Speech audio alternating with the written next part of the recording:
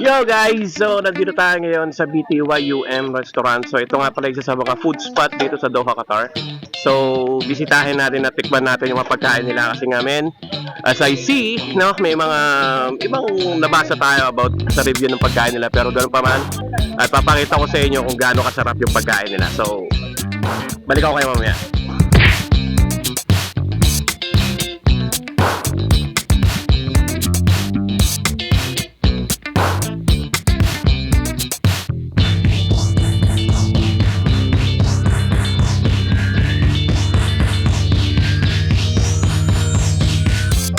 Yo, so as you see, kumuha lang muna tayo ng, syempre, isa sa mga paborito ng mga Pilipino is chicken skin, kwek-kwek, at ang pampahaba ng haibu. Syempre, ito nga pala, pancit, men. So, check natin, men. Check natin to. So, para malaman natin kung tama nga ba yung humor na sinasabi nung iba. Pero, men, para sa akin, mukhang masarap to. At nga pala, meron pang tayo, sheesh! Pilupya tayo, men. Perfect bite.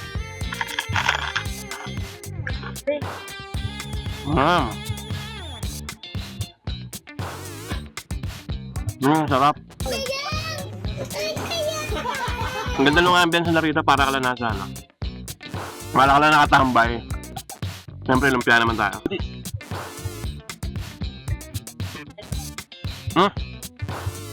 Good shit, man. Good shit. Sarap.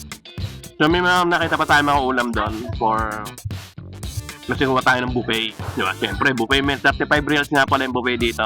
Sa mga kabayan natin yan, with 35 reals lang, men. Sulit to. At check natin yung quality ng pagkain nila. Let's go.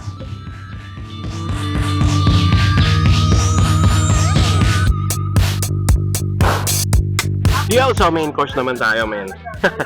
So, kumuha tayo ng chicken curry mechado. Yung favorite natin, syempre, kare-kare, men. Sheesh! Umorder na rin tayo ng inihaw, men. Punta ka na Filipino vibes, isaw, tsaka yung Adidas, men. May mga nababasa ako mga comment about ng pagkain nila rito na sinasabi nila na medyo malamig daw, hindi masarap. May magkakaiba tayo ng taste buds eh. Hindi lahat pare-pares masarap sa atin. May pagkakataon lang siguro na hindi tayo nasarapan or wala tayo sa mood kumain. Pag wala ka sa mood kumain, lahat ng pagkain na iharap sa'yo hindi masarap. Filipino food, men, putang na, alam nyo naman yan. Talaga yan isa sa mga namimiss natin. Although mga OFW tayo, minsan wala na rin tayong time magluto para sa sarili natin. 35 reals, men, putang na, worth it na yun. No?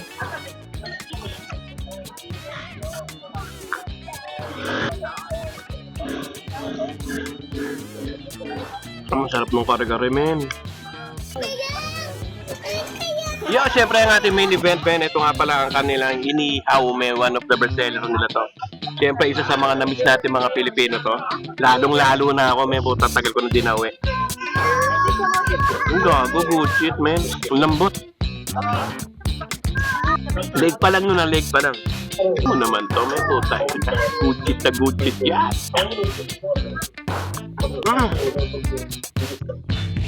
Masarap ng pagkakamarinate nila rin. Sarap. Chicken feet. Dito magkakatalo.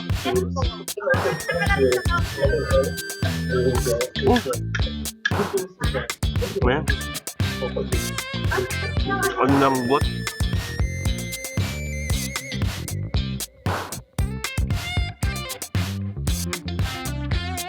Siyempre, para sa ating dessert, men, ginataang bilo-bilo.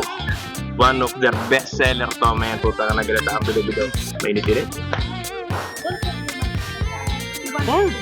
Man. Ang inan, sarap. Kaya pala, binabalik-balikan to. Sarap. Ginataang bilo-bilo, men. Kaya, siyempre, karat tayo. Habang pababa tayo ng kinain natin. Comment sa restaurant na to, men. Men. Yo. So, sa pagkain, men, hindi kayo tatagos dito. Taka ng sarap ng pagkain dito. Kaya, recommended to, men. BTYUM ba, men? Pero, man, good shit. Thank you nga pala sa crack, syempre, thank you. So, yun lang. See you next vlog ko nga pala, Johans TV nga pala. Till next time, peace out. Pew! Rah!